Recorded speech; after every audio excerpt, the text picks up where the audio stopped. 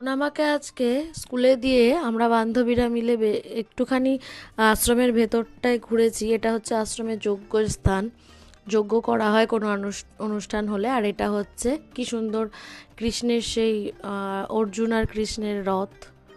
হ্যাঁ, রথের একটা দৃশ্য দেখুন। এবার আমরা ওখান থেকে বেরিয়ে পড়লাম। স্কুলের এটা সামনের রাস্তাটা, মেন রোড যেটা, তো সেই রাস্তা ধরে আমরা যাচ্ছি। সামনেই পড়বে মাংসের দোকান। তার কিছু মাংসটা আজকে কেনার আছে, কিন্তু এখন কিনবো না, কারণ এখন যাচ্ছি আমরা কৃষ্ণ মন্দির। এখানে একটা সামনেই কৃষ্ণ মন্দির আছে। তো ফেরার পথে আজকে রেসিপি যেটা করব মাটন, সে মাটনটা এখানে কিনবো। তো ওই যে দাঁড়িয়ে আছে অনেক লোকজন, ওখানটা হচ্ছে মাটনের দোকানটা। খাসির মাংসের দোকান। তো আমরা বেলডাঙ্গার বেশিরভাগ লোকই এই দোকানটা থেকেই কেনে, কারণ এর মাংসের কোয়ালিটিটা খুব ভালো। তো এখন যেহেতু মন্দিরটায় যাব তিন বান্ধবী মিলে, সে কারণে এখানে আর কিনবো না, এখন আসার পথে কিনবো, কিনে বাড়ি ফিরবো। তো চলুন আজকে শ্রীকৃষ্ণের মন্দিরটা ঘুরে আসি। দেখুন কি সুন্দর একটা কৃষ্ণ মন্দির। আমরা প্রায়শই এখানে আসি, কিন্তু কোনোদিনও আপনাদের দেখানো হয়নি, শেয়ার করা হয়নি। আজকে দেখাবো। তিন বান্ধবী মিলে হাঁটা দিয়েছি। আমাদের মধ্যে আরও দুজন বান্ধবী থাকে, তারা মিসিং, আজকে আসেনি। তো দেখুন কৃষ্ণ মন্দিরের ভেতরে যাচ্ছি। এই মন্দিরটা এলে পরে অন্য একটা শান্তি আসে মনে। তো এখানে তিন রকমের ঠাকুর। এবার আমরা অনেকক্ষণ হয়ে গেছে মন্দির টন্দির ঘুরে, মাটন কিনে আমি বাড়ি ফিরেছি প্রায় ঘন্টা খানেক। স্নান সেরে পুজো সেরে এবার রান্না করব।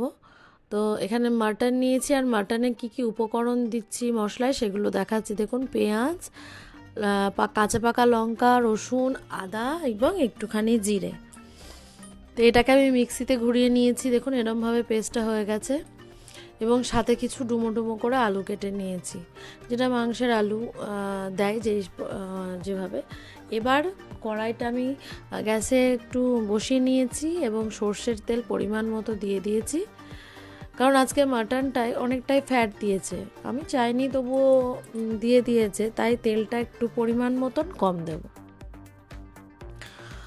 মাটনের ফ্যাটটা একটু এড়িয়ে চলাই ভালো। যারা রেড মিট খান তাদের বলছি যে মাটনের ফ্যাটটা ভালো লাগে অবশ্যই খেতে, কিন্তু একটু এড়িয়ে চলতে হয়, কারণ কোলেস্টেরল, হাই প্রেশার, এসব রোগগুলো যত আমাদের মধ্যে আসছে, তো সেক্ষেত্রে মাটনের ফ্যাটটাকে একটু এড়িয়ে চলতে হবে। তো যাই হোক, সর্ষের তেলটা দেখুন এখানে গরম হয়ে গেছে। আমি একে একে আলু ভাজার জন্য আলুগুলোকে কড়াতে দিচ্ছি।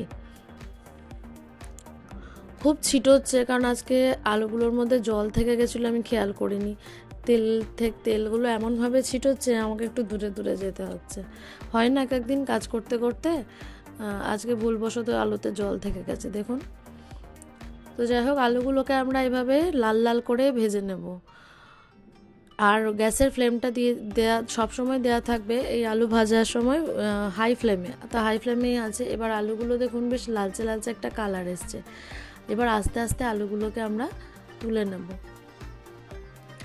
খাসির মাংসের রান্নাটা আমি মূলত করব প্রেশার কুকার আর কড়াই 50-50। হ্যাঁ, মানে কিছুটা করব কড়াইতে আর কিছুটা করব প্রেশার কুকার। তার কারণ যখন কষবো মাংসটা, তখন কিন্তু প্রেশার কুকারে করব না, সেটা কড়াইয়ে করব।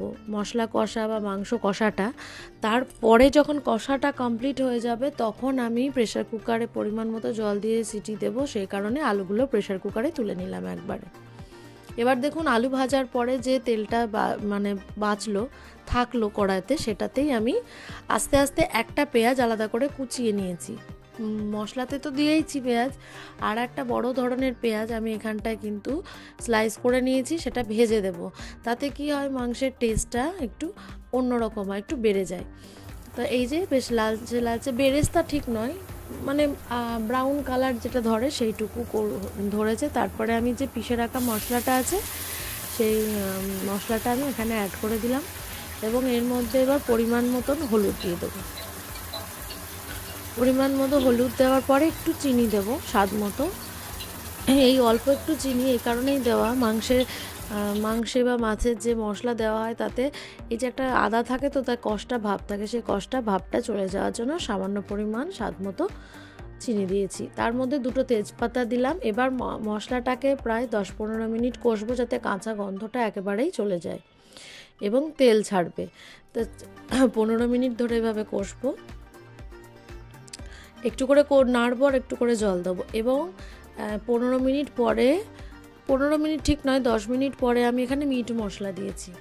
হ্যাঁ, মিট মশলা দেওয়ার, মিট মশলাটা আপনারা যেরকম যে কোম্পানির খান সেটা দেবেন। হ্যাঁ, আমি এখানে মিট মশলা দিয়েছি। এবার মিট মশলাটা দেওয়ার পরে আরও 5 মিনিট কিন্তু এরমভাবে নাড়তে হবে। যদি নিচে লেগে যায় সামান্য পরিমাণ হাত ছাড়া জল আপনারা দিতে পারেন। এবং মশলাটা যখন কষা হয়ে যাবে তখন কাঁচা যে মাংসটা আমরা ধুয়ে রেখেছিলাম, মাটন খাসির মাংস, সেটা আমি এর মধ্যে দিয়ে দেব এবং আরও 10 মিনিট 15 মিনিট মতন কষবো। কারণ মাংসের, খাসির মাংসই হোক আর মুরগির মাংসই হোক, যদি কষাটা ঠিক না হয় তাহলে কিন্তু মাংসের ঝোলে সেই স্বাদটা পাওয়া যায় না।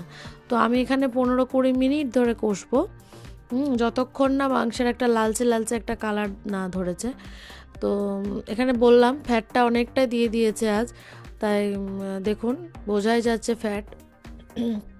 ফ্যাট বেশি দিয়েছে বলেই আমি তেলটা একটু কম দিলাম। তো এইভাবে নাড়বো, আর যদি লেগে যায় নিচে তাতে সামান্য পরিমাণ গরম জল, হ্যাঁ, এই রান্নায় সবসময় চেষ্টা করবেন যাতে গরম জল অ্যাড করা যায়, তাহলে রান্নার স্বাদটা না ঠিক থাকে। আর যদি কাঁচা জল দেওয়া হয় তাতে যে স্বাদটা সেটা অনেকটা কমে যায়। তো আমি এখানে যে মাংস কষানোর পরে 15-20 মিনিট পর মাংসটা যে কষানো হয়েছে, তারপরে দেখুন প্রেসার কুকারে দিয়েছি এবং আলাদা একটা প্যান বাটিতে আমি কিছুটা জল ফুটিয়ে রেখেছিলাম, গরম জল, সেইটা আমি পরিমাণ মতন এখানে দিয়ে দিয়েছি। আর আলুটা তো আমি আগেই প্রেসার কুকারে ভেজে তুলে রেখেছিলাম। তো বেশি জল দেব না, খুব কমও না খুব বেশিও না, মাঝামাঝি পরিমাণ মতন জল দেব। আর এখানে স্বাদ মতো নুন দিয়ে দিলাম। এবার এটাকে নেড়ে নিয়ে প্রেসার কুকারের মুখটা আমি এঁটে দেব এবং 5 থেকে 6টা সিটি আমি কিন্তু দেওয়ার পরে তারপরেই নামাবো। তো দেখুন এবার প্রেসার কুকারের মুখটা আমি এঁটে দিচ্ছি এবং ফ্লেমটা কিন্তু গ্যাসের হাই ফ্লেমেই থাকবে, লো করব না। এবং অপেক্ষা করব 6টা সিটির জন্য। 6টা সিটি দেওয়া হয়ে গেলে নামালেই আমাদের আজকের রেসিপি রেডি, খাসির মাংসের ঝোল। এই যে সিটি পড়তে শুরু করেছে, আর কিছুক্ষণ মাত্র। মাংসটা এখানে 6টা সিটি দেওয়ার পরে যদি আপনারা দেখেন যে কোনো মতে খোলার পরে, গ্যাসটা বসার পরে খোলার পরে সেদ্ধ হয়নি, তারপরেও কিন্তু 2টো সিটি কি 1টা সিটি আপনারা তখন দেখে নিতে পারেন, কারণ মাংসটা সেদ্ধ হওয়ার উপরে ডিপেন্ড করে, তো সিটিটা ওরমভাবে বলা যায় না বললাম। তো যাই হোক, মাটনটা এইরকমভাবেই রান্না করবেন। আপনারা কিভাবে রান্না করেন সে রেসিপিটাও আমাকে কমেন্ট বক্সে অবশ্যই দেবেন, আমি ওভাবে রান্না করে দেখব কেমন লাগে। তো এবার দেখুন আমি গ্যাসটা বন্ধ করে দেব, হয়ে গেছে। এবার গ্যাসটা কিছুক্ষণ বসার পরে আমি খুলেছি, দেখুন এই রকম দেখতে হয়েছে, খুব সুন্দর হয়েছে না? তেলটা কিন্তু কম দিয়েছিলাম, ফ্যাট থেকে তেল ছেড়েছে। তো এবার কোজাগরিকে খাওয়াবো, প্রায় 1:30টা বেজে গেছে। আবার সামনের ভিডিওতে দেখা হবে অন্যদিন অন্য কোনো রেসিপি নিয়ে।